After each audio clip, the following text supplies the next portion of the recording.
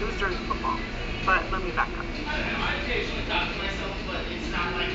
been many, many, many years. And there were a lot of students who were telling me, preaching at me, telling me, come on, man, you should join football. Come on, join football. I just kind of look at them, they call me a chicken. I thought, I'm not a chicken.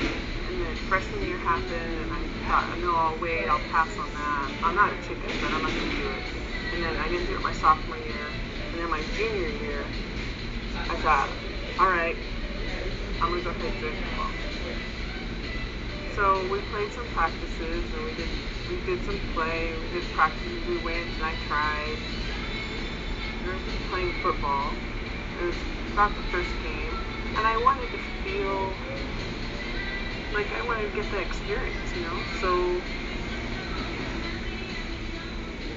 I thought I'd continue, and I got close to the first game, about 2 days before the first game, and we were practicing that day, and we were practicing like scrimmaging, you know, and we were the same team, but we had been divided into 2 different squads. First string and second string were on one squad, and then the rest of us on the other, us rookies. So I was on that rookie team, and the coach told me, he said, go in, and I said, fine. And he told me that this boy, his name's Chris, that he would have the ball, and I'd get the ball from him, and I'd have to go through the line. But I didn't want them to think that I was chicken, so I said, yeah, I can do this, I can do it. And my coach looked at me and said, okay, fine, get to it. So I lined up, had on my helmet, my face mask, I was ready, and the quarterback looked at me and said, you ready? I'm going to hand it to you. You need to go through that line. But the problem was, there was this big guy, 322-pound guy, third year of football, huge across the country. And he hit me, and I landed, flew and landed, and I broke my arm. I'm not sure exactly how I broke my arm, but I broke my arm. It was all bent up. It looked like a G shape. And I was shocked. I thought, how did I do that?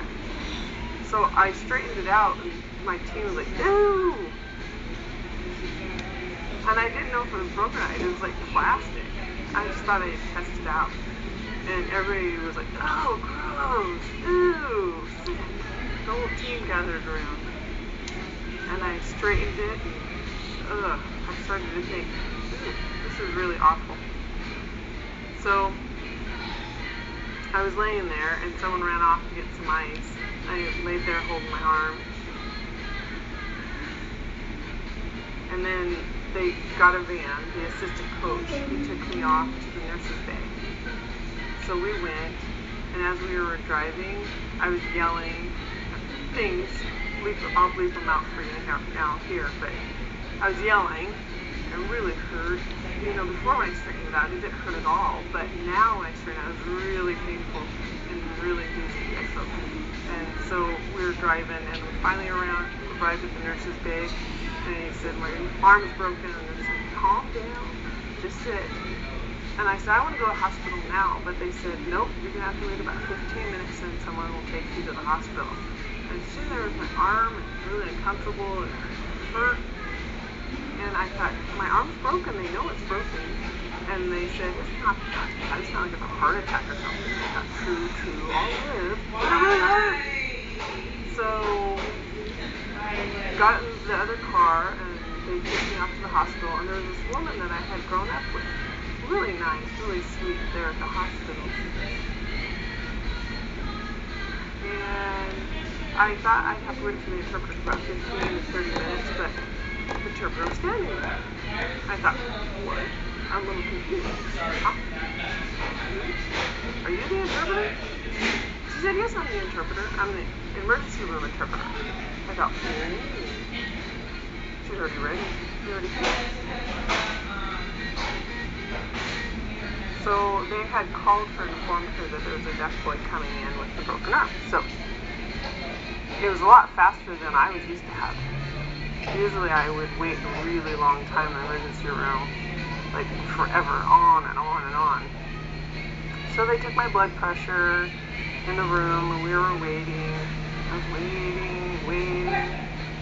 And then the x-ray technician shows up, and he straightens my arm out. I'm like, whoa, no, whoa, why'd you do that? And he said, it's something we have to do. I said, it hurts. And he said, well, too bad, that's what we got to do. So he put my arm on the table. So he ran back and took the picture, and then he said, I have to take another one. I thought, So he turned my wrist upside down, so the palm facing up, and we took the picture, and I had to wait. That time I was so much pain, they gave me some medicine, a medicine called morphine.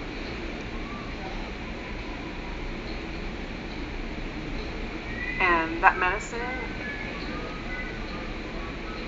is supposed to reduce the pain, and you feel nothing, but you're supposed to feel fine, but it still hurt. So anyway, I wasn't happy. The doctor said, just take the medicine, you'll be fine, you'll just enjoy the medicine. But it was no good for me. So he took the x-ray and he said, whoa, the bone was broken clean through. Like, that's crazy. So the doctor told me I was going up to the 3rd floor and I was going to stay the night. I was like, oh no, am I going to have surgery this evening? He goes, no. You'll have surgery in the morning, sometime when you wake up. He said, like, what time? He's like, sometime when you wake up. And I said, well, I am in the hospital then. Well, I don't want to tell you exactly what time because I don't want you to freak out or anything. So I just, when you wake up, sometime we'll have surgery in the morning. But let me back up a little bit. About the 3rd floor, I was laying there in the 3rd floor. It was a pretty fancy room, and they had a TV there, and it had closed captioning. Like, whoa, that's really cool.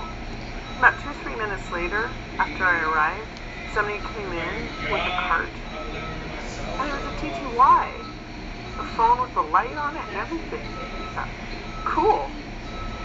I was really impressed with that hospital.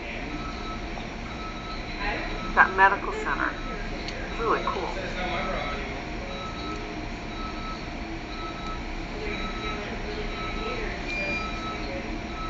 I think that they really supported the people that lived in that town, that population. And so everything that we needed for the death was right there.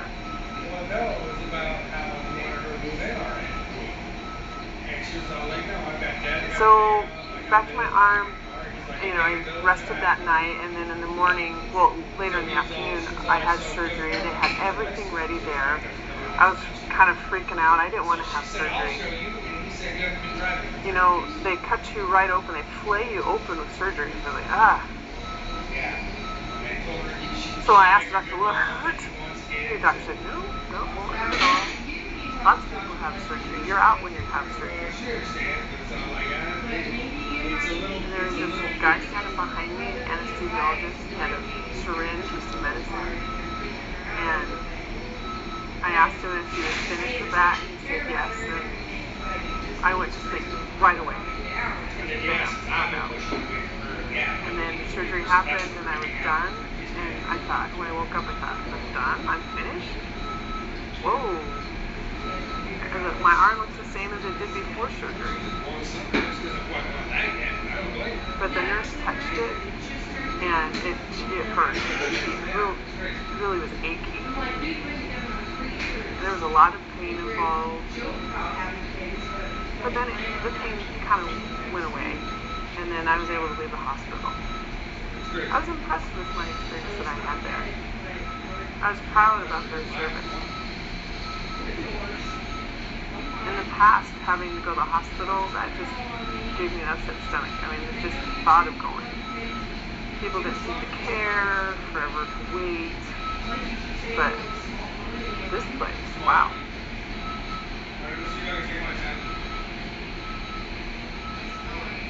Before the hospital, let me me back up. There were some friends that came.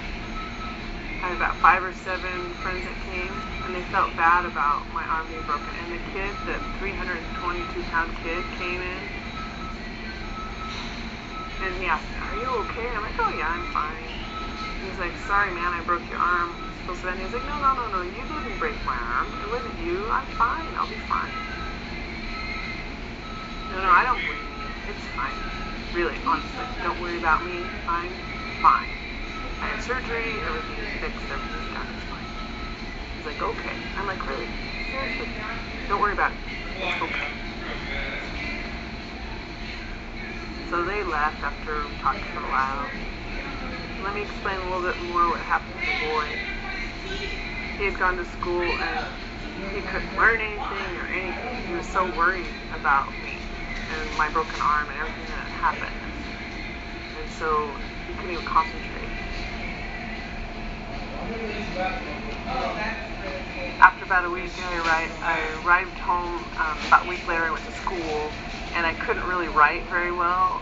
Everything was kind of legible. I had to write with my left hand, and it looked like I was in kindergarten or preschool, that big writing. But now, with my left hand, I can write really well. Right or left, doesn't matter. So, yeah, I'm happy. It was a good experience with football, but I really had wanted to play that game. Come on, 2 days before the game that happens, so then I couldn't play anymore. Whatever. But that's okay. Now I still have a scar right here. It's alright. So that's my story.